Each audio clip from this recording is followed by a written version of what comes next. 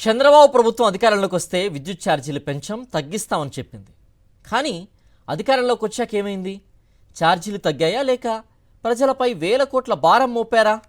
ప్రభుత్వం చెబుతున్న లెక్కలొకటి, వాస్తవంగా జరుగుతున్న ఖర్చు ఇంకొకటి. విద్యుత్ కొనుగోలు ధరల్లో నిజం ఏంటి? ప్రజల బిల్లుల్లో కనిపిస్తున్న అదనపు వసూళ్లేంటి? విద్యుత్ ఛార్జీలను తగ్గించామని కూటమి ప్రభుత్వ ప్రచారం వెనుక ఉన్న అసలు లోగుట్టు ఏంటి? విద్యుత్ ఛార్జీలను, విద్యుత్ కొనుగోలు ధరలను తగ్గించామంటూ కూటమి ప్రభుత్వం పెద్ద ఎత్తున ప్రచారం చేసుకుంటోంది.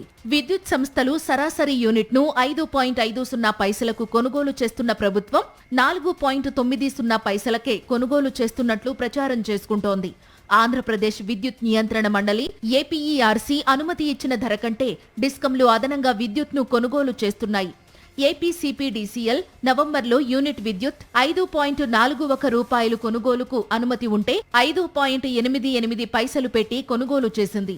ఏపీఈపీడీసీఎల్ యూనిట్ కొనుగోలు 5.37 పైసలకు అనుమతి ఇస్తే 5.85 రూపాయలకు కొనుగోలు చేస్తుంది.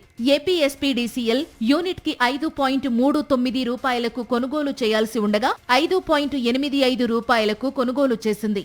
ప్రతి నెల ఎఫ్పీపీసీఏ ఛార్జీల కింద యూనిట్ కి 40 పైసల చొప్పున ప్రజల నుండి విద్యుత్ సంస్థలు వసూళ్లు చేస్తున్నాయి. ఈ వసూళ్లు ఆర్థిక సంవత్సరం ముగిసే నాటికి మరింత పెరిగే అవకాశముందంటూ విద్యుత్ రంగ నిపుణులు అభిప్రాయపడుతున్నారు.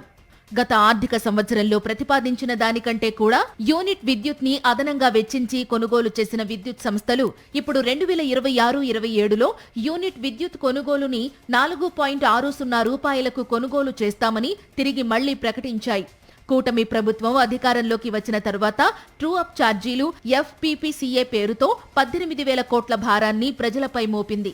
ప్రస్తుత ఆర్థిక సంవత్సరంలో వసూళ్లు చేస్తున్న 40 పైసలు అదనపు భారం ఎంత అనేది ఇంకా తేలాల్సి ఉంది. విద్యుత్ ఛార్జీల పెంపుకు వ్యతిరేకంగా ప్రజల నుండి వ్యతిరేకత వ్యక్తమవుతున్నా కూటమి సర్కార్ మాత్రం వెనక్కి తగ్గడం లేదు. ఇప్పుడు మళ్లీ కొత్త పాటను అందుకుని ప్రజలను మభ్యపెట్టడానికి సిద్ధమైంది.